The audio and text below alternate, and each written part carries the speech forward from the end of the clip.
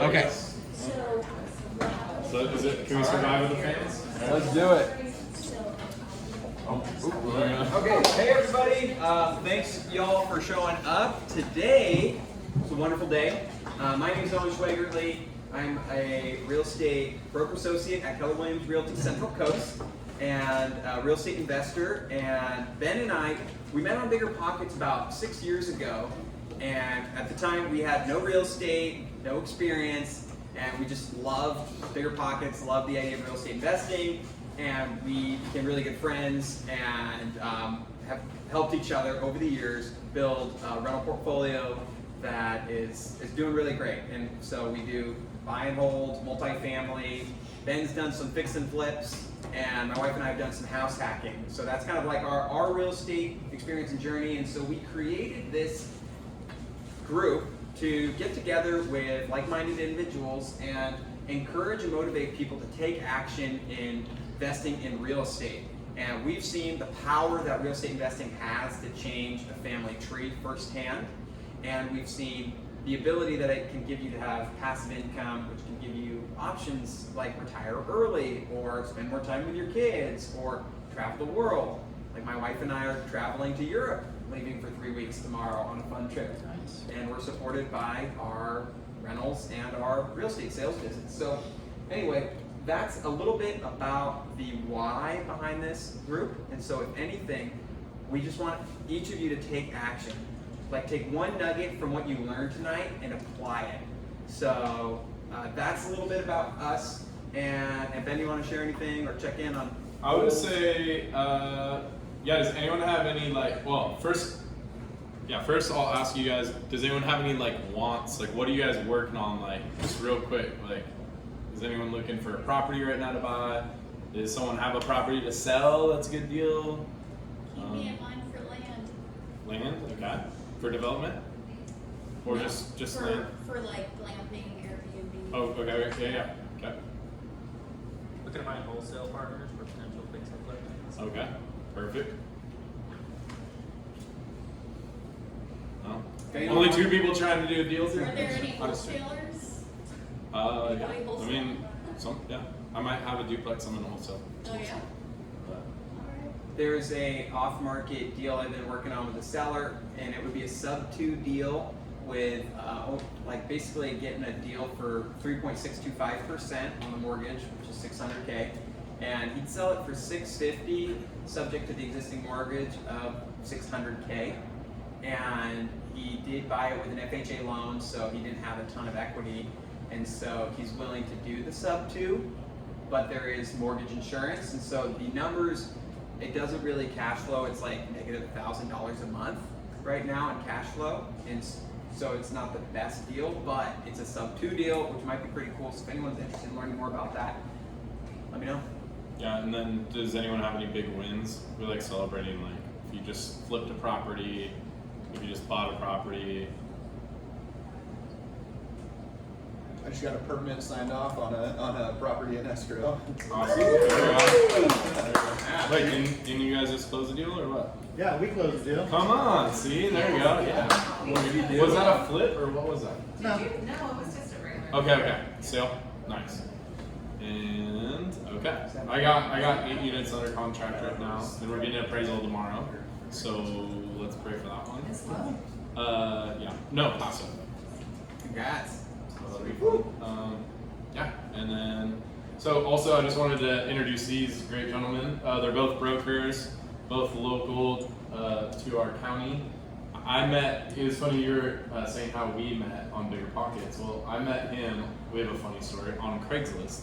Not on the thing you think we No, I was looking at real estate deals. I didn't own any. I was renting a house, and I was like, hit him up about this $400,000. Was it 200 or 400? It's like $300,000. Yeah, house up in Heritage Ranch.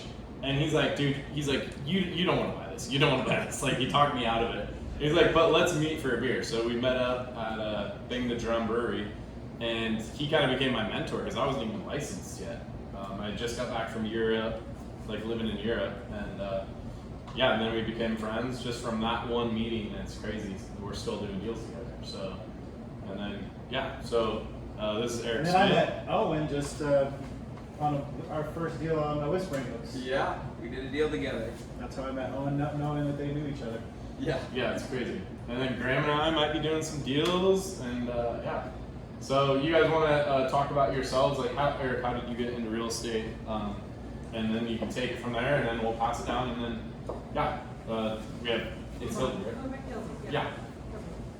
Awesome. So we'll let you guys kind of introduce yourselves and tell us how you got into real estate, and then let's talk about investing with IRAs.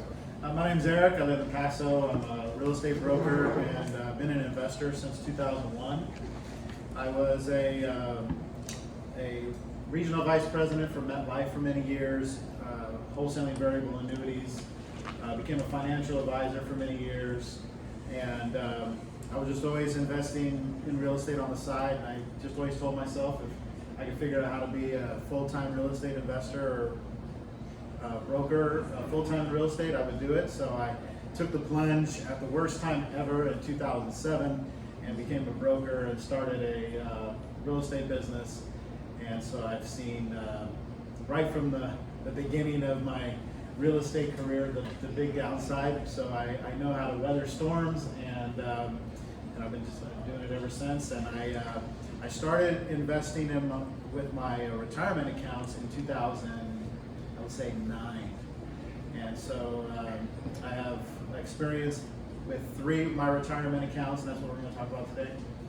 And you know, it's a lot of fun. I like to just share my knowledge with people and hopefully uncover some assets here that people didn't know they can use for real estate investing. Awesome. Right on. My name's Graham Updegrove. I'm a real estate broker in San Luis.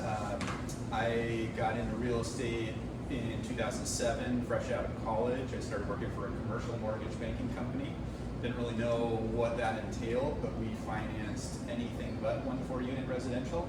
So it was office buildings, self-storage, retail, office, industrial, a couple hotels, and I was traveling a lot doing inspections, and then I kind of segued into residential. But my overriding goal was to be financially independent at an early age, and everybody has their own number. For me, it's 45. So how do I build this portfolio that I can kind of sit back and just retain some passive income? I do real estate sales in town, so that's been a way to basically funnel money, not funnel, that's a negative connotation. I like it. To direct some of my earned income into a tax-deferred retirement account and kind of use that as a way to invest, whether through trustee offerings or entitlement projects primarily. And my first deal, I was probably just after 2002, 2003. I had 10 grand and invested in a trustee offering. It was a strawberry field down in Oxnard, and I was like a 1% owner of this trustee. So I got my $1,000 a year, and that was my start to invest. Awesome. In your retirement plan? My retirement plan came a little bit later. So I think I started my retirement plan 7 years ago, give or take. Being self-employed. Show of hands, who is self-employed here? Woo! Awesome. So I started with a SEP IRA. It was a self-employed person IRA as a sole prop, and then later I incorporated, and there's some benefits that Hildy may be able to talk better about. So yeah, now for the last 7 years, it's been typically trustees or a couple entitlement projects just more recently.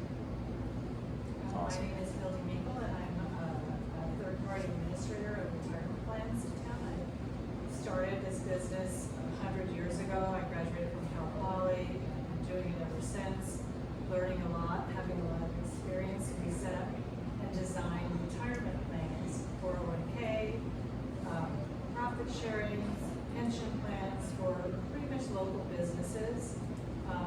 You don't have to have employees to set up their retirement plan. You can be self-employed. So we've seen it's a typical investment. You would say if you have a financial advisor, what would be mutual funds, stocks, and bonds. Our documents do allow for investments in real estate as well. There's some issues that we would really need to talk about in order for you to make that successful. What I've seen a lot in, that's really exciting, I'm really excited for your group, what I've seen successful investors who are sole proprietors, don't have any employees, have a strategy where they can put after-tax dollars into this plan, and the growth of that investment, whether it's real estate or mutual funds, grows tax-free. So think about that. Think about growing something tax-free. That's a Roth? In a Roth that's never going to be taxed ever. If you, let's step it back a little bit. If you invest in a retirement plan, and by the way, ask me any questions because I'm just doing this on the fly. If you invest in a retirement plan, you get the deduction typically, so it reduces your taxable income through your business, and then the money grows tax deferred. Keep that in mind, tax deferred. When you take it out, you will always be subject to income tax, ordinary income tax. Always ordinary income tax. And if you're under 59.5, you're going to be subject to a penalty. 10% for the feds, 2% for the states. You could be a 50% tax bite if you took it out of your retirement plan. That's a Seth, or is that a It's a SAP, 401k, Or pension Roth. plan. Just Roth not? is tax-free. You Okay. don't get the deduction.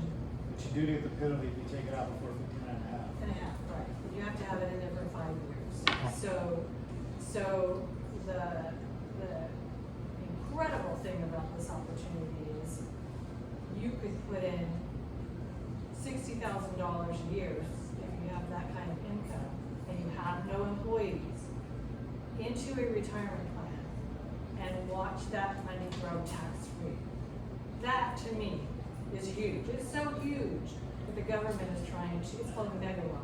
The government is trying to shut that door. Oh, wow. And Who they here has retirement accounts? Yeah. Everybody. What kind of retirement accounts do you guys have? I think I have all of them. You have all of them? What do you got? 401k and then also a Roth. And where are they all held? Like, where do you have? Do you have Vanguard. Vanguard? Where else? Vanguard. Vanguard? Who else? I have Fidelity Investment for Fidelity? Who else raised their hand? Ameriprise. Ameriprise? Are you all self-employed?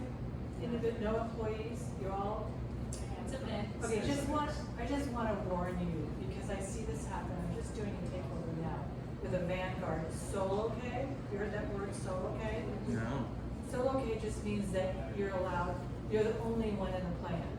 And they draft these boilerplate documents, and 100% of the time, they have no eligibility requirements. It's written in the document, no eligibility. Guess what? You hire an employee, blows the whole plan. So do yourself a favor. If you're gonna do one of these boilerplate documents, you make sure, because there's a lot of advantages for these boilerplate. You're never gonna hire an employee, your assets are under 250,000 in the plan, you never have to file a return. But people overlook those details or not even, I called the Vanguard guy because of this one potential client. And, you call the 800 number and they know nothing.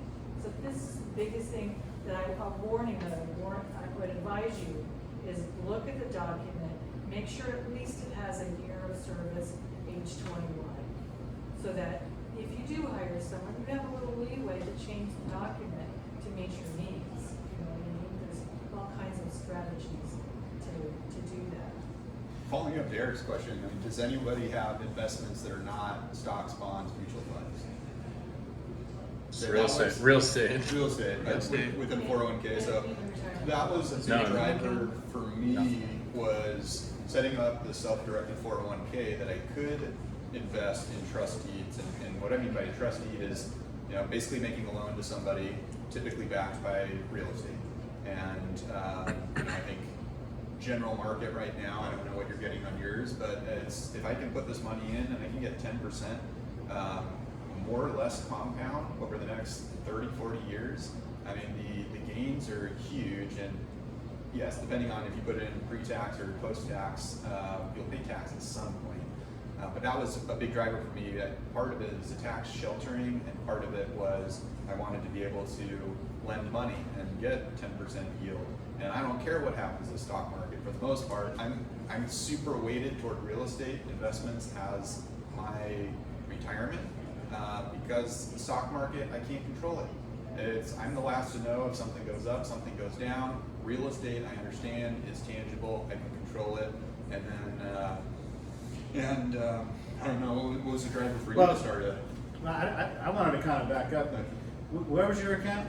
Oh, Vanguard? You have Vanguard accounts. So, you know, these retirement accounts, when I talk to people about investing in real estate, the first thing they think of is, you want me to borrow from it. You know, you want me to take money out and borrow it. And you can do that from a 401k and go and invest in your own home or something like that. But if you have a retirement account that's at Vanguard, you're limited to what Vanguard allows you to invest in.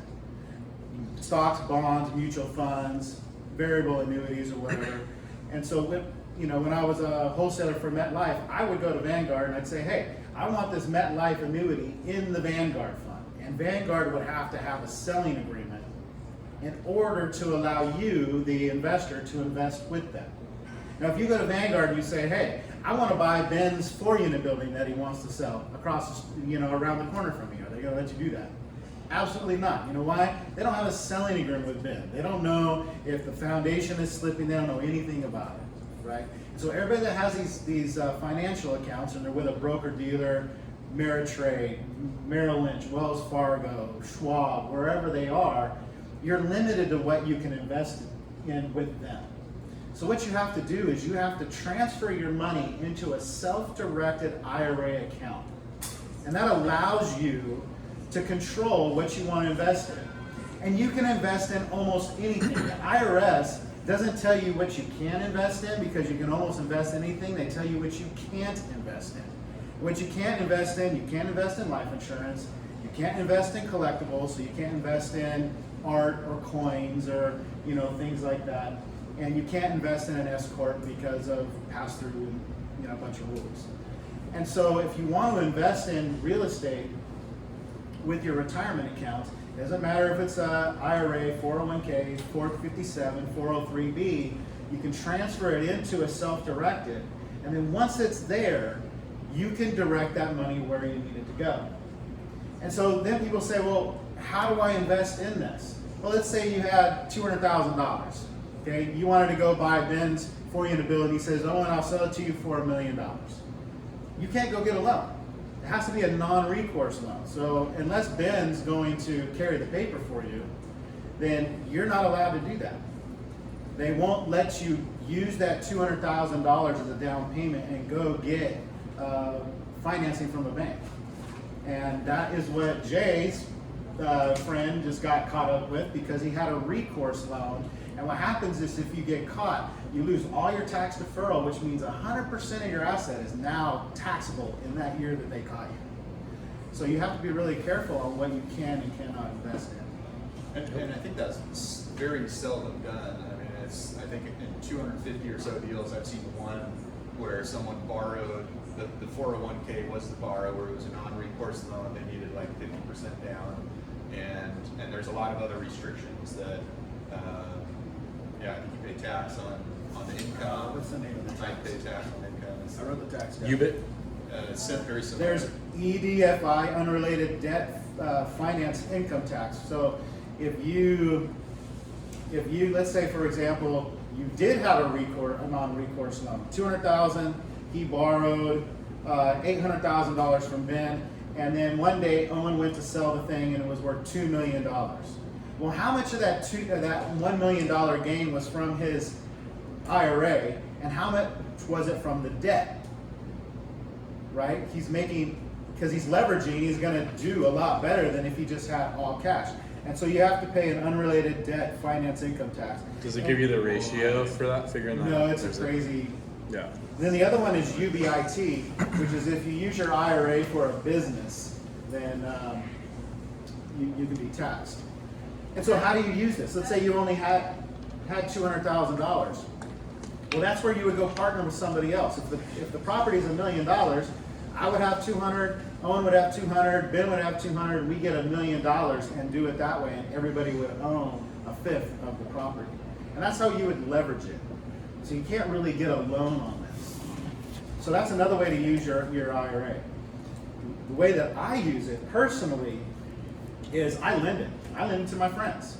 So I have one friend, he started Pastoral's Vacation Rental, and I used my IRA and I lent it to his corporation, and he went and bought a Sprinter van with it. I have another friend of mine who's in the cannabis business, and he has a property, and he wanted solar panels on his property. So I lent him money so that he could go put solar panels on his property so he could grow cannabis.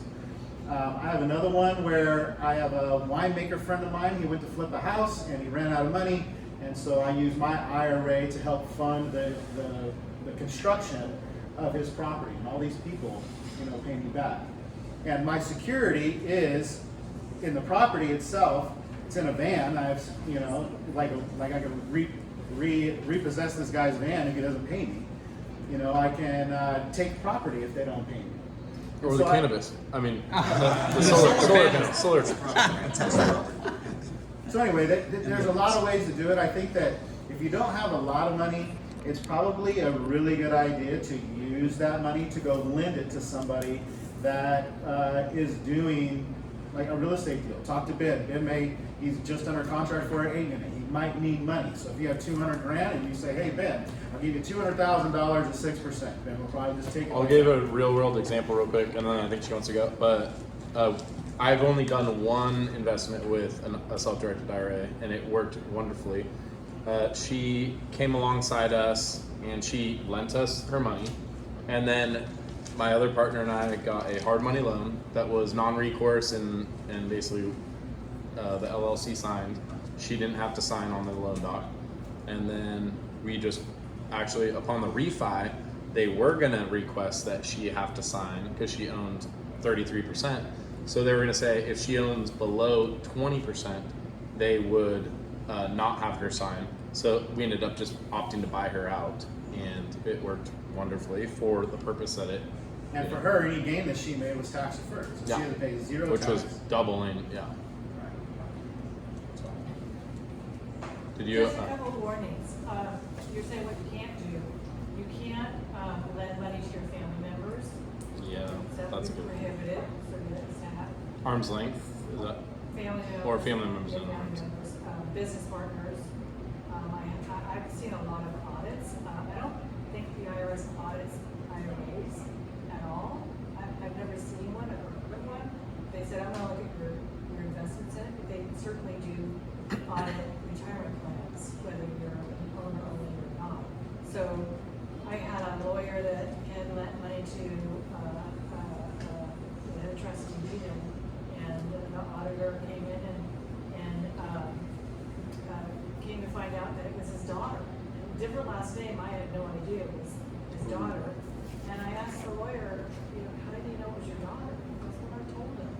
He said, you have the right to remain silent. You should know that's the rule. So that he can't do that. His whole plan wasn't disqualified. Another thing I think realtors get real excited about is selling a piece of property in their plan and then getting the commission. You can't do that.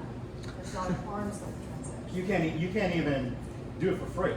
Like if I wanted to do it for my dad, and he wanted to buy a property in his IRA, and he asked me as a broker to do it for him, I can't even do it because now I'm giving him the service, and he's a disqualified person.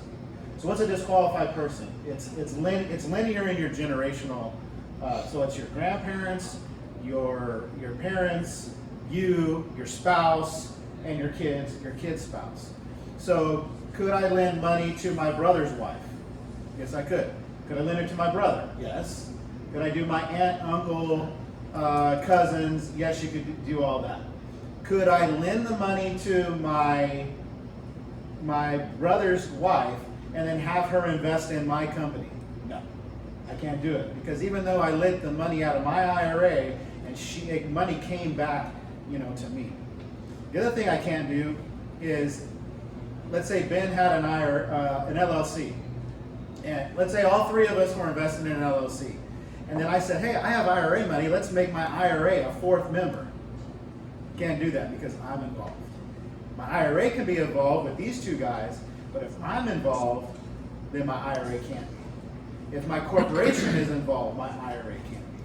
So you have to be really careful what's a disqualified person, because if you do something wrong, then you just lose all your tax deferral. You'd be subject to a penalty. Eric, is it 100% ownership? So if you own, a corporation is owned by you and multiple people, and you own less than 20% or 18%, is that still disqualified because you Yes. own any of them? Yes. So there's no. If you own half of 1%, It's yes. still disqualified. Yeah. It can't benefit someone in your family financially, I think, or there's some term that's like. Right. Yeah. And I think arm's length is an issue too, no? Could have sworn that. No, it's not. It's not like we were talking about 1031 exchange. It's a little different than that. It's just your immediate family members above and below you. I had an auditor audit a plan with a trustee, and he had loaned it to his lawyer, his business lawyer. Can't do it. What? Related. So is a business. I would highly discourage you from taking your money and investing it with someone you do business with already. Only because I've been through these audits and have to explain it. And So if you weren't partners before, so like what happens if he No, he knows me I do but it he's all the gonna time. invest? Yeah. So yeah, that's interesting. I invest with Jed McClure all the time, Randall. But you're Thomas all the not. time. But you're not becoming their partner. Yeah, do you have other business relationships with them? Is he your, I mean, My IRAs do. I think that's fine. I think if he was your lawyer, if you invested with a lawyer that's providing a service to you. For you. No, Yeah. no, these are just friends of mine.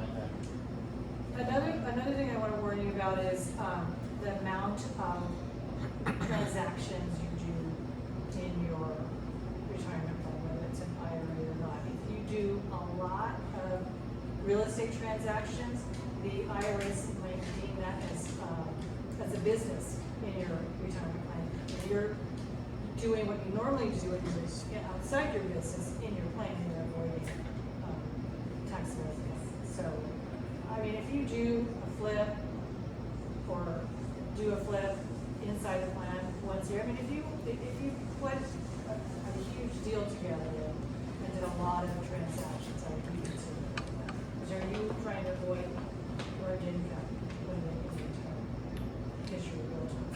So Could- realtors are just a different, I've seen as different situations you have to be careful about. Could you explain the process of setting up a self-directed IRA and how you manage it and how do you invest in real estate? And are there any legal or administrative considerations?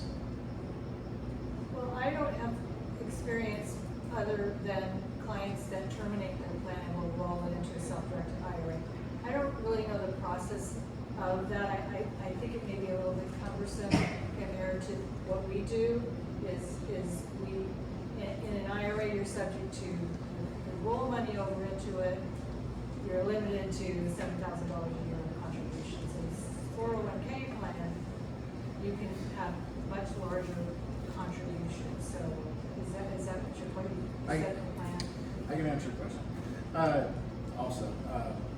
So just like you would transfer it from one broker dealer to another, you have like a qualified funds transfer document that you would fill out, and you would send it to whoever has your funds.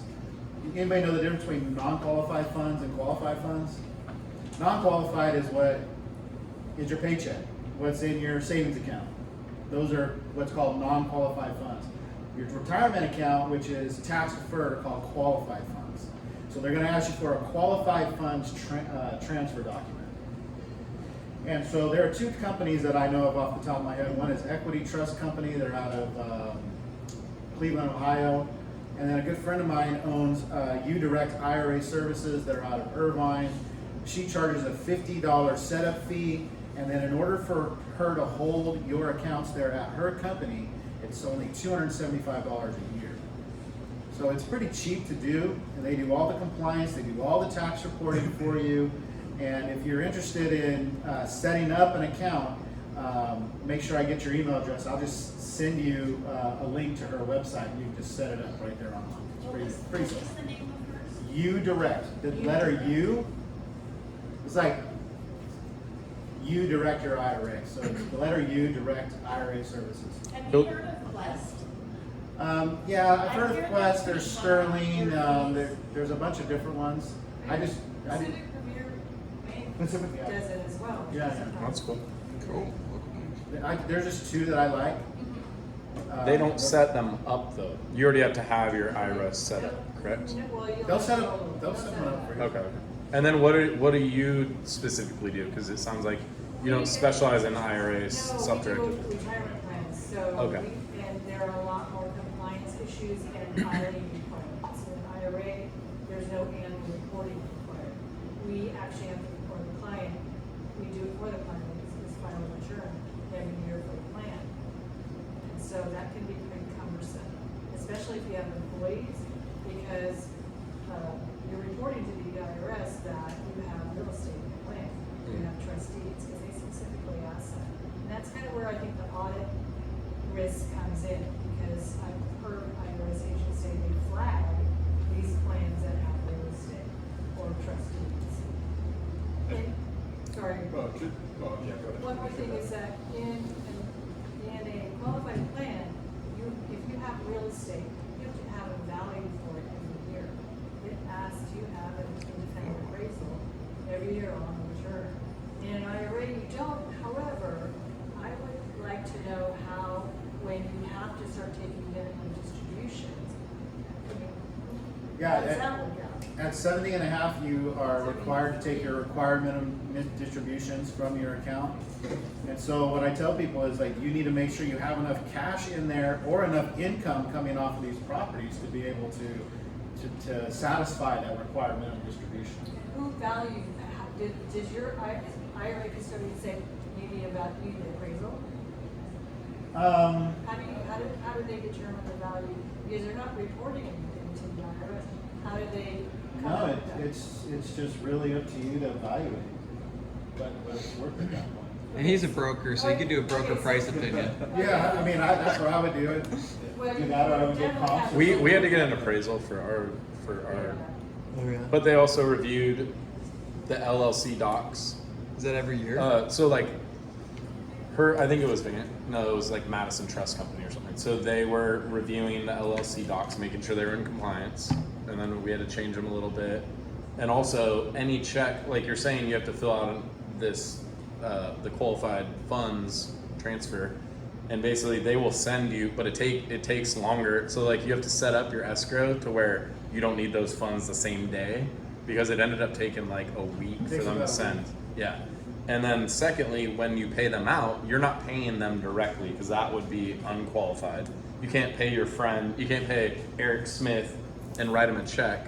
We had to write it to her self-directed IRA fund, which is her name and then whatever, Madison Trust Company, blah, blah, blah, and then the number. And then we write that check, mail it to them, not to her. And then Yeah, that's kind of if you're She IRA can't touch- invested, you can't touch the money. yeah. Well, I'm curious for those of you that came that wanted to invest in things that are not stocks and bonds. I think there's different subsects of what we have invested in. So you're either, typically in California, because of the cost of real estate here, maybe you can be a portional owner of the real estate, the fee simple real estate, or you can do trust deed investing, which is where you're lending money, whether it's secured by some type of collateral, which is my preference, versus, it sounds like you've done some securities that are I don't like to do them unsecured. right. So unsecured is you're kind of a credit card company. Yeah, basically. And your interest rate as an investor, everybody has a different threshold. I may want 10%. You may want 12%. So that's where you get into from a wealth generation standpoint is what's that threshold where in trust deed investing is probably the easier route because you can do smaller amounts. I have 10 grand, 25 grand, whatever it may be, and instead of investing into the stock market, can I be a portional investor in this loan? And I have, so from my 401k, I am the sole investor in one loan where I make all the decisions as the investor if they don't pay. And we're just going through a renewal now on a separate loan where I'm one of 8 investors. And so, now the loan is coming up for maturity, and the borrower wants to extend the loan. They say, okay, well, what do we all want to do? And in this case, we're bumping the rate and allowing an extension, but we're getting a better yield because the market has changed in the last 2 years that the loan has been out there. This is self-directed? Self-directed. Correct, yeah. So then how do you have management over that? Because technically it's supposed to be like... It's kind of a quorum. You need a majority of the investors that all agree to extend the loan, and what are the terms. If there's no agreement, then we call the note due and everybody gets paid off. My goal has been, basically a 10% yield, and I want 10% year over year. The income that I'm collecting is a very passive investment versus actually owning real estate. I don't think about it. I get it one email once a month. Here's the amount that's going into your Schwab account. Schwab is my custodian. I don't pay them a dime. You pay for the reporting. I pay Hildy. She is my retirement plan specialist. So there's annual reporting like she was talking about. But the rest of the time, it's a very passive way to invest and get a reasonable return. And my goal is over time I'll keep reinvesting those funds. So that's a portion of my assets. Where another portion I've invested in these entitlement projects that are much more lucrative, but there's more risk involved. So on those, I'm a percentage owner of an LLC or a corporation that owns 40 acres that's going to plan to build 400 units on it. I don't do, in that I'm a passive investor as well. And but I get to benefit from some people that are smarter than me in certain areas and have more know-how, and that sometimes you look at an equity multiple. I don't need a 10% yield. If I give you 50 grand, double my money in 4 years, and I'll be happy. So those are some of the terms you'll hear is the equity multiple. I don't know where the best way to hear about, just look at sample deals. If you have self-directed funds, what are the opportunities that are out there? And it's not, I think you're doing the right thing by coming here and talking to people, and that's how you get to know about these opportunities, kind of word of mouth. And somebody needs money, somebody has money to lend. I've got a question on why choose an IRA? Basically, it has its pros and cons, right? But it sounds like a silver handcuff almost. Why not take my money that I earned, so earned income, or maybe it's coming through my S Corp, and I'm gonna go reinvest that, and then I'm gonna do depreciation or cost segregation studies to lower my tax burden. And then I can still touch that money, and I can go spend it how I want. I think that... Or is it a little bit of doing it? I think that the people that do it, probably, the reason why I do it, is I had a 401k and IRA at MetLife. So anybody that if there's realtors in here, it is a great opportunity for us that come across investors, because we don't ask them, do you have an IRA? Do you have a retirement account? And a lot of them say yes. Did you know you can use your retirement account in real estate?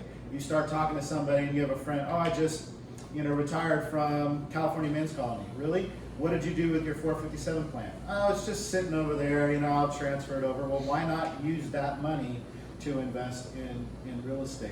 Okay. So your answer is they probably had it already at their job. From working for someone. Okay, that makes 100%. Because you're self-employed, you can start a solo K, and you can contribute $22,500 a year into it. If you're 50 years old, you can contribute $30,000 a year this year. The normal IRA amounts are, I think they changed, $6,500 you can contribute per year, and if you're 50, it's $7,500 a year. So it's not a lot of money that if you're going to go start one that, but any income that comes in, you don't pay any ordinary income tax if it's in your IRA. You can buy and sell property without going through a 1031 exchange or anything like that. You're not confined to like-kind exchange. You're not confined to the 45 or the 180-day rule. You But can eventually it will be taxed at the end, correct, when you pull it out? right, So- but it depends on if it's a Roth or if it's a traditional IRA. So, do you know the difference between traditional and Roth IRA? Not really. Okay. Anybody know the difference between traditional and Roth IRA? One is pre-tax and one is after tax. Okay, exactly. So a traditional IRA is the money comes out of your paycheck usually before you get taxed on it. You get taxed on it, 100% of it coming out when you start taking those withdrawals during retirement. So just like your paycheck, it all of it gets taxed. A Roth IRA is after tax, so your take home, and then once it grows and you take it out, it's tax free. So let me give you an analogy. Okay? We own a field, and we're going to go plant some corn. Okay? A traditional IRA, you would take 100% of your seeds, and you would go plant the corn, and the corn would grow. And then when you decide to harvest the corn, you take 33% and give it to the government, and you get 67%. That's how a traditional IRA works. A Roth IRA, you have 100% of your seeds, you take 33% and give them to the government first, you take 67% of your seeds and go plant it in the field, grow the corn, and now you collect 100% of it. And it's tax free, because you already paid your tax before you went and planted your seeds. That's the difference between a traditional and a Roth IRA. And you would want to invest in a you'd want to invest in a Roth IRA if, I think, I don't know what the limits are. What is it, like you have to make $100,000 or less. Otherwise, you have, I think it's a couple hundred. is it a couple hundred now? Yeah. It's been so long since I. Just a couple notes here, because I've seen a lot in this arena here in retirement plan investment. And I learned a lot, because I've got real estate and rentals, and I've been really good about saving from my retirement plan. And I haven't always done Roth 401k for after tax. I always liked the deduction. So I got this big chunk of money that when I have to start taking it out, it's always going to be ordinary income. Shoot darn. You guys have the opportunity to do Roth. It's going to hurt to pay the taxes, especially after the year. But again, there's no other opportunity to grow money tax-free. You could change the rule, granted, but for now, we want to take advantage of that. And so the question is, do you put real estate in your retirement plan? I've got clients that have a rental property up in Tahoe in the retirement plan. They VRBO it, whatever they say to do. They're not supposed to use it. They lose the depreciation. They lose the capital gains treatment if they had it personally. When they sell it, the earnings come back into the retirement proceeds, but the retirement plan, guess what? Take it out, it's ordinary income. You die, there's no step basis. In your retirement plan, pre-tax, that money is always going to your beneficiary as ordinary income. So, my thinking may be different than other people, but I would try and encourage Roth investments in real estate if you do that. Because you're not going to, because it's tax-free. Nothing in this world is tax-free. So the gains would be tax-free. But the contribution's pretty minimal, correct? In an Contribution IRA, but in a 401k, if you can get a document that allows you to do the mega Roth, then you could put in $66,000. How do you get a mega Roth? You just have to set it up. You have to have a plan. First of all, you can't have eligible employees because you would never pass the test. Oh. So owner-owned, it works for. Okay. So let's say you're owner-only, you make $100,000. You can put in $66,000 if you're sole proprietor, if your net income. Don't deduct it. $66,000 goes into your Roth as a voluntary after tax. If you convert to Roth, there you go with the mega Roth. Is that same thing as the backdoor? Factor, Because I know that has like a huge limit, I think, too. Backdoor is usually when you take an IRA contribution you're not eligible to do, and then you convert it to Roth. So you're limited to the $6,500 a year. Or if you took your pre-tax, if you have pre-tax dollars, and you say, I'm going to convert this to Roth. So I'm gonna pay the taxes today. Let's say you have a bad year, it's a good time to convert, which I suggest too, because converting to Roth dollars, you have a lot, you guys probably have 40 years, some of you, to grow that money to after-tax dollars. So, I'm a firm believer of Roth. And to your question, it's always kind of the fourth quarter of the year meeting with my accountant to see how did I do for the year, how much have I paid myself through wages. Now I realize it's not everyone's situation, but I have a corporation that employs myself and my wife. So you have this corporate entity versus a personal, and there are some tax benefits that phase out once you're taking more than a certain amount of income. So you kind of play with that and say, well, how much am I going to pay myself as wages versus that gets retained in the corporation or that you take out as a distribution. But I think how many people were self-employed? So we have a couple self-employed, everybody else is W-2 wages, you have an employer, okay. So Owen, you may not be eligible for the Mega Roth, but you certainly can do Roth 401k. So you could contribute 22.5 of your income as Roth. You don't get to deduct it in a retirement plan. And so if someone was just starting out, they wanted to take advantage of this Roth plan, maybe they set up the one you just said, the 401k Roth.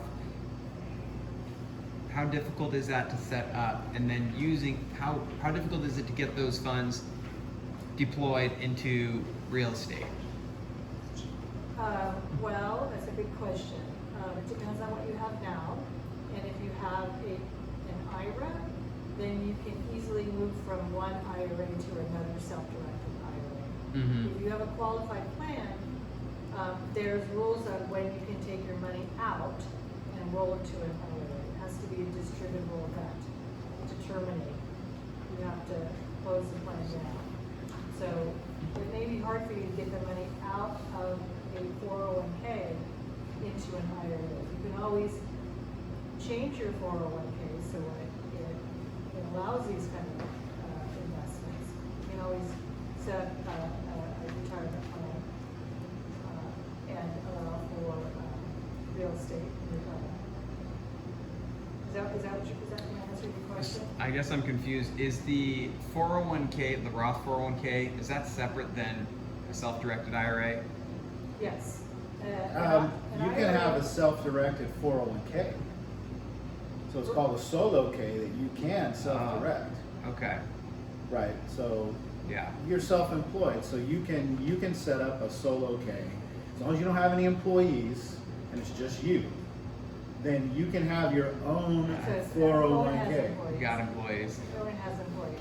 So your options at this point would be to go to change your plan so that it allows you to do real estate. That's what your And the options issue with the employees is because you can't treat the employees differently with retirement benefits than. Yeah, you'd still have a, do you have a 401k now? No. Okay. You have a 401. You have I've got an IRA or a Roth. I've got a Roth retirement account. and you contributed to it. Too? Not a lot. I'm like just Where in real estate right How now. did you start it? I started it at a Vanguard. So you just opened an account and just started that you started going to contribute Yeah. to it. I think I rolled it over from Rabobank back in the day into Vanguard. So to answer your question, how would you take that money and get started in real estate? Yeah. Okay, so the first thing you have to do is get it out of Vanguard Okay. and move it over into a custodian, somebody that will allow you, hold the money for you to self-direct it. And then once you have that money there, you don't probably have enough to go buy a piece of real estate. Right. So you would partner with somebody, or you Probably could not. lend that money. You could lend the money to Ben. He probably, would renovate a bathroom with your money and give you 10%, right? So you can lend it to him, and then he'll just pay you. Yeah. And that's how I would do it. And then that's one of the big complications is you can't get financing. Like, can you explain that a little bit more? Like, do you have to buy it all cash if you're using one of these self-directed? You don't have to, but it's the best way to go. Mm-hmm. So you also you would, can't get credit cards, right? So you can't go get a Home Depot credit card backed, or any credit card for that matter. right. I mean, you know, and it's best for you to, if you're gonna own real estate, it's probably best for you to find partners and leverage each other. And all your partners could be IRA partners, and or you know, maybe you have qualified money in your account too. Invest in an LLC, own shares of an LLC, and then the members of the LLC are the ones that are going to buy the real estate and manage the real estate for you on your behalf. And that's how I would do it with such a small amount of money if you want to own the real estate. How about if you have a larger retirement account and it's not a Roth IRA that you can, so it's the first step to transfer it over? Yes. Yeah, well, you could go to an IRA, you could do a qualified plan. When you said, is there a penalty to transfer it into? No, as long as it goes- Is your account an IRA now? No, It's just a, 401k. what's a 401k? Is it at a company? It's at principal? Are you an employee of a company, or is it? I just- was, but I contribute to it still after I left the company. And we also have a, oh gosh, who does the school, is it a SIS account? How do you contribute if you're no longer? My mom contributes for company things. Oh. So that's the same situation I was in with MetLife. Yeah, the money at your old employer is actually managed by a third party, I'm assuming. You contribute to that, and you can invest in whatever allocations they allow you to. You can transfer that money into a self-directed IRA. It could go from a 401k into an IRA, or maybe you do a Roth conversion if you're able to do so. You do the Roth conversion, you pay the tax, and that way when you pull the money out when you're retired, you pay no tax. And that's how you would do it to invest in real estate. You would get it out of where you're at now, get it into a self-directed IRA company, and then invest it. Yeah, but I think to your point, there's not a lot of people that own real estate in their 401k, or that I'm aware of. I mean, I don't see other people's 401ks. You see quite a bit. Okay, yeah, and I've just taken a totally different path because it takes a lot of capital. So yeah, Eric's point is, can you get everybody in this room chip in, a certain amount of money, and then we go out and buy something that's cash flowing. Well, then you have a tenant in common situation that if one person wants out, you have to figure out what's the value of the real estate at that time. There's pros and cons to having partners. And I would set up as an LLC. I think it's the easiest way. probably. And then There's two their ways to do it. IRAs are the member, not them. There's a tenant in common way that he's talking about, Yeah. and then there's the LLC way that you. So the managing member of the LLC probably cannot invest otherwise? So you make the managing member, and then the IRA is a non-managing member, like, Sure. and then so is the other. But the Any other managing members. member maybe just has a personal interest, or gets paid a management fee or something of that sort. Yeah. One time a couple of years ago, I had a buyer calling on one of our listings, and they wanted to buy it using their self-directed retirement account. And they had a lender from somewhere in the Midwest, and they said they were the only company in the country that lent on self-directed retirement I have a accounts. list of non-recourse loan lenders. It's about 5. But then That's not as good. Five, about five. So About five. there are some out there that do this type of lending, but is it really risky? Like, are they going to call the loan, or what's the risks that someone would run if they use their retirement account as the down You have to payment? pay tax. Oh shoot! And that's the 100% of the asset value tax. No. Oh, It's because the IRS is saying that you are using non-IRA money to grow your IRA. So Oh, of that okay. that portion, and there'll be a calculation that CPAs will have to figure out. I can't tell you off the cuff, but whatever portion that you have in your IRA, that's going to grow tax deferred. But then they're going to do a calculation because you now have debt, and that debt is helping to increase the asset. got it. So within your IRA, which is kind of counterintuitive, you're gonna pay a tax. So yeah, I had one deal and it was 50% loan to value. It was non-recourse. I think it was a $500,000 condo. The buyer, their 401k, put up $250 cash, got a loan for the remainder. You know, there's other implications there. I'm pretty sure, correct me if I'm wrong, but you can't do any work on that property because you're creating a service for your 401k. If it's a vacation rental, you can't stay there, kind of thing. You can't change a light bulb. You can't do anything. It's completely passive. So then, how do you manage the funds? Because I've heard it's you got to keep good record, keep good accounts, because you can't mix the money. So all the rental income from that property that's owned in this self-directed IRA has to stay in this self-directed IRA. Correct. You can't say, oh, I'm just going to use my Home Depot card or my personal money to fix stuff. So can you explain that a little bit more? Yeah, I mean, if the real estate's owned 100% by your IRA, all the rents have to go into the IRA. All your expenses have to come out of the IRA. If you have repairs, you have to hire somebody. You can't do it yourself. And that contractor that does the repairs, you have to get an invoice from them, give the invoice to your custodian, and the money to pay the contractor to come out of the IRA. So all the expenses come out of the IRA, all the income goes back into the IRA. If you commingle that, then it's a disqualified investment, and then you lose your tax deferral if they catch you. Wow. And certain, I use Schwab as my custodian. I have check writing capabilities, so that's how you pay your expenses. If I own real estate, you know, hire somebody, I have to pay you by check.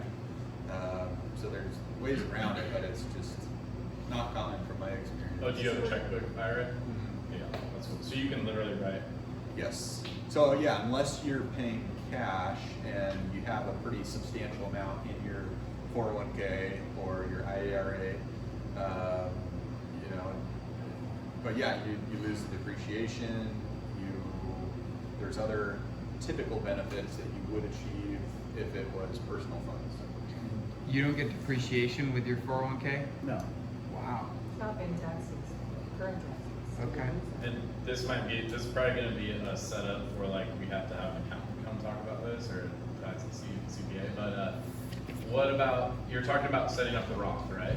So let's say I want to fully fund my Roth max capacity. I think you said it's what, $6,500 or something. So that's not that much. Okay. And I read $60,000. Oh, 60. Okay. Perfect. Okay. So let's say I want to put that in, but I'm going to prepay that tax, right? But if I have enough real estate to offset those taxes before, right? Like let's say I'm in the negative, like I have so many write-offs that I don't have to pay tax that year. Is that the perfect time to fund it? Yes, that's a good question. Are you self-employed? Because if you're Yeah. self-employed and your net income is really low because you have all these expenses, well, it's different between your investment. Your Schedule C is as a self-employed. So you have your business income, your expenses for doing all of your work, and then you have your net profit. That's what you can contribute to as a percentage of your salary. Of net profit. Of the net profit of your business, not your real estate investments.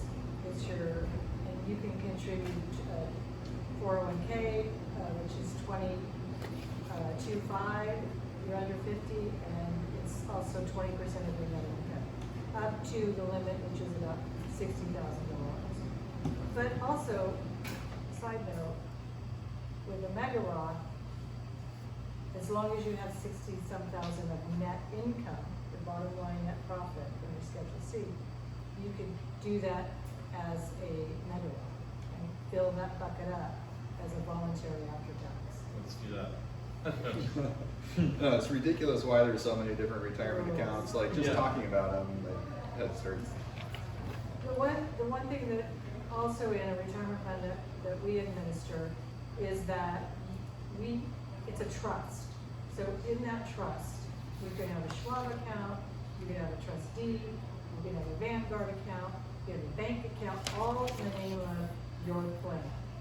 And in that plan, trust, you have, with all these different investments, some of it might be pre-tax, and some of it might be Roth dollars. So So the IRS says you have to have a separate account for the Roth dollars, you just have to account for it separately, and that's where we come in. So we account for the prorated portion of what's a pre-tax dollars in Roth. So let's say in all of the trusts, you made 15%. You might have made 2% in your Vanguard account, 15% in your trustee, real estate, something else. All of that you made 12%.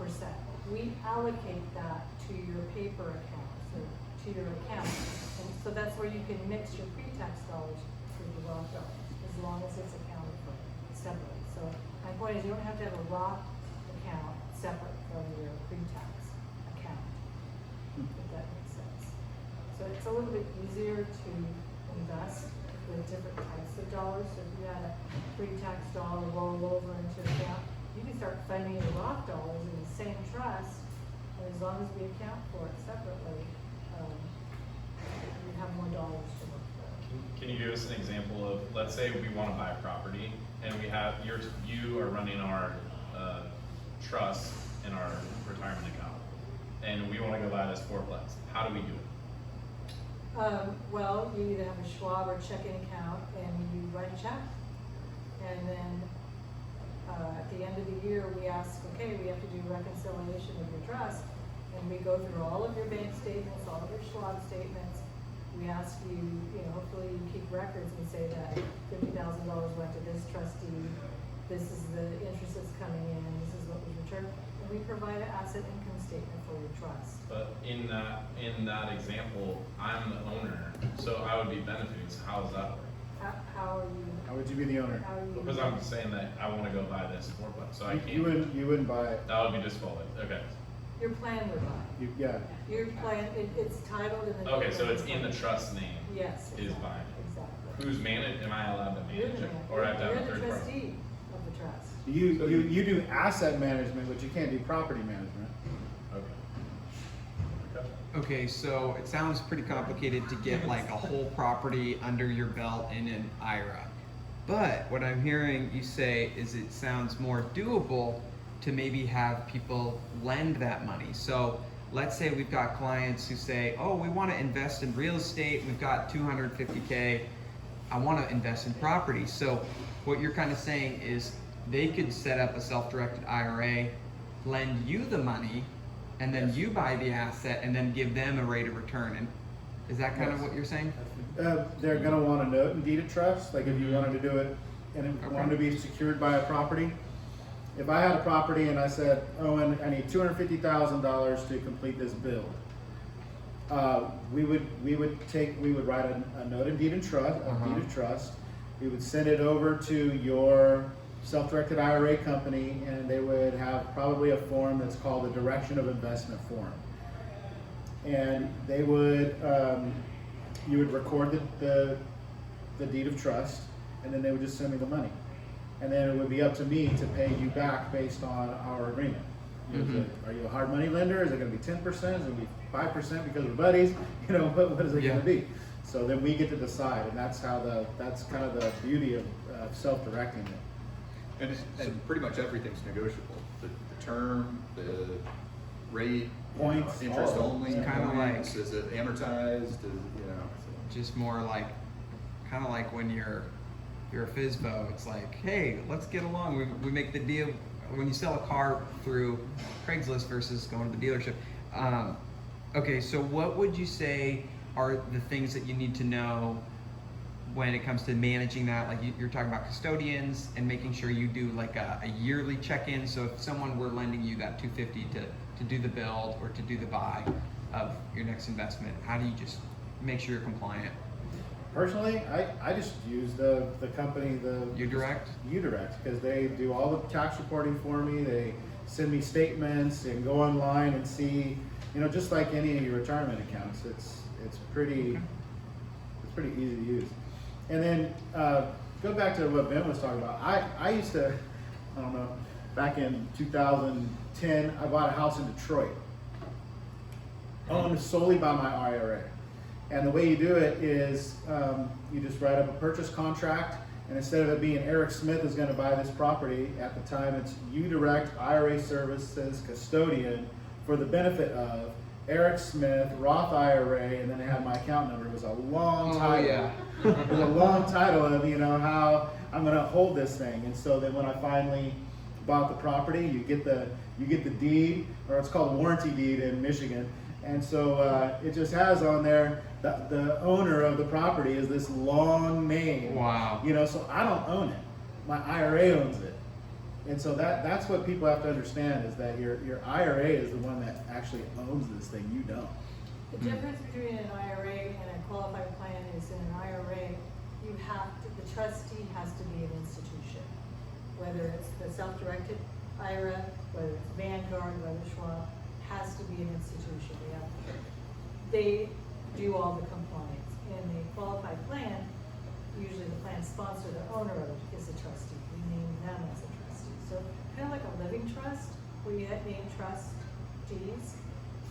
Qualified plan, you are the trustee. You have to be aware of a lot more rules, which is usually why we engage in an administrator. This would be separate from their living trust. Yes. Okay. And then that would fall within their living trust? Is that, or is it Separate. completely? So like the living trust doesn't own, No. so they just both get left, The or they have benef- two separate trustees? or Well, two the beneficiaries of a qualified plan or your IRA usually are the owner and the spouse and kids. That's contingent. I would never list my living trust as a beneficiary of my IRA or my retirement. I'm not a lawyer, but I've seen that happen, and it's very messy. So, The trustee of a self-directed IRA must be an institution, and the institution is the custodian, which could be you, or Schwab, or any of those. with self-trustee, so qualified plans, you still have Schwab as a custodian for your dollars, or the bank if you're holding it as a custodian, but they're not the trustee. That's why your They're not name is so, signing. that's why your name is so long on the IRA. The ownership is because it says as custodian trustee, Right. yeah. So to your point, as far as lending, I mean, the simplest way is interest-only notes, because they're easy to follow. You're not trying to figure out a payoff statement, and then it's just a matter of whatever terms you come to an agreement with on the other side. And I think it's for people that do want to invest in trust deeds, if that's at all interesting, is understanding chain of title. You have senior and junior deeds of trust. So let's say Eric made Owen a $100,000 loan because he wanted to fix up his fourplex, and he ran out of money. Eric doesn't have any more to lend. Well, he comes to me for another $20,000 loan, but my loan is junior to Eric's loan. So if Owen ever stopped paying, Eric could foreclose, or I could foreclose. But if I foreclosed, I would own the property and I'd still have to pay his loan. Does that make sense? So you have a first, second, third trust deed, if you've heard those terms, and then it's just understanding the collateral. Most people don't want to be in a junior position because they're just in an inferior position. One of my loans, I am in third position, but the cumulative loan to value, if you take into account the first, second, and the third deed, is still only 65% maybe. So I'm comfortable with the real estate that's the collateral for that loan, and worst case scenario, I foreclose on my loan, I own the property subject to these first two deeds of trust. Wow. Does that make sense? That's a pretty cool takeover. And sometimes the best case scenario on a private money loan is winding up with the property. Well, because I do private money lending, some of the terms you're talking about, it's a little different than what I'm used to. So are you doing like longer term lending on these things? Or? It's generally 6 to 24 months. In a lot of private money lending, I've had loans that get paid off in 2 months. A lot of times you might want a minimum interest guarantee. So I made you a loan for 12 months, you pay it off in 2. Well, you still owe me 4 months minimum interest, because it takes my time and my effort to review, documents and Right. make Yeah, sense. I have that too, like a minimum You know, duration. you could be a hard money lender out of IRA accounts. You could run your whole business probably exactly the same way that you do it, completely out of self-directed IRAs. Yeah. You can incorporate, you can do twofold. I know people that do that. What's the difference between government lending and trustees? It's Same thing, same It's- thing.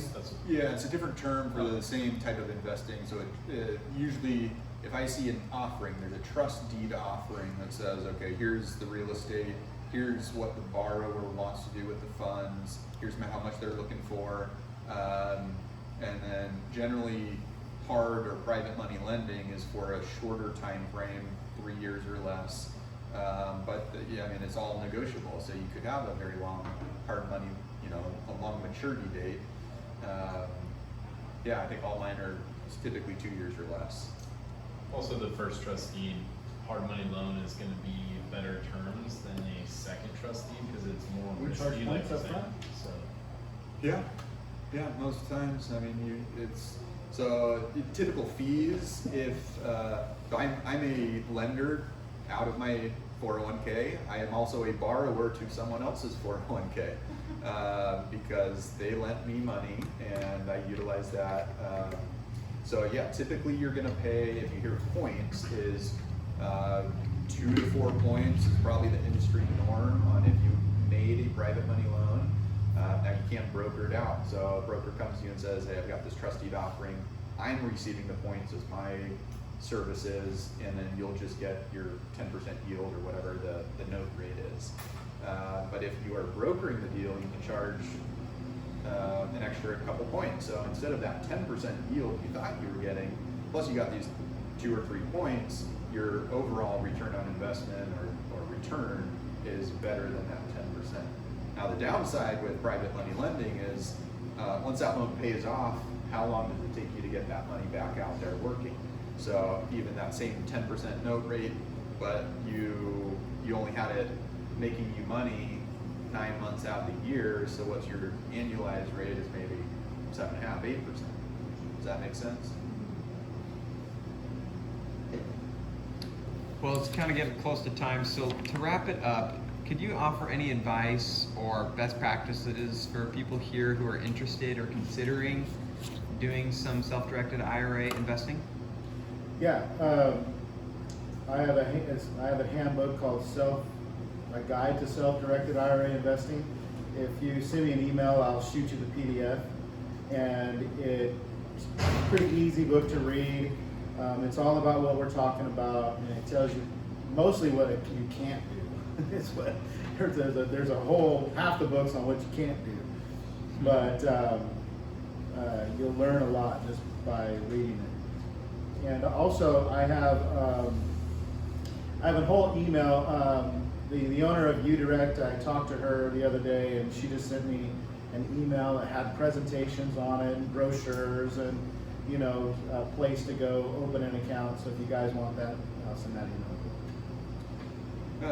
Does Kiapi allow for pooled investments? Do you know? You've done some. pooled, not sure about pooled. Okay. But So my recommendation would be, there's a lot of terminology that got thrown around today that may be over your head, and just start small. Going back to my $10,000 original loan, I was a 1% owner on that, but it was my foot in the door until I started understanding what I was doing. It was a percentage of overall investments, and you grow that as you get comfortable with it. My advice is do as much Roth as you can. Pay the taxes. Wallet, you can still do Roth contributions because we may close that door. Or we may subject it to income levels, but do as much Roth as you can because there's nothing out there that allows you to do that. Tax free. Where can you invest tax free? that's what happens if they raise taxes. Well then, Like you would, in 50 years or 40 years. Yeah, 50+%. Look out, it's coming. He's paid 33. Pay it now, it's only 35%. Yeah. Pay it now. True. That's what I say. Oh, well, and I think that if you're in the industry, if you're a realtor such as yourself, Ben, or us, I think we need to be better at asking our investor clients what they're doing with their retirement accounts. Mm-hmm. and just having the conversation, because I guarantee you we don't even ask, and they probably don't even know that they can invest in real estate. So cool. That was a rough number that I looked up, but I think it was $37 trillion in investment in retirement funds out there. And just think of that. I mean, you could fund how much real estate could cost. A lot. But it's just tied up in bonds and stocks and stuff that most people think they're only allowed to invest in. So, thank you so much for Yeah, coming thanks out. you all.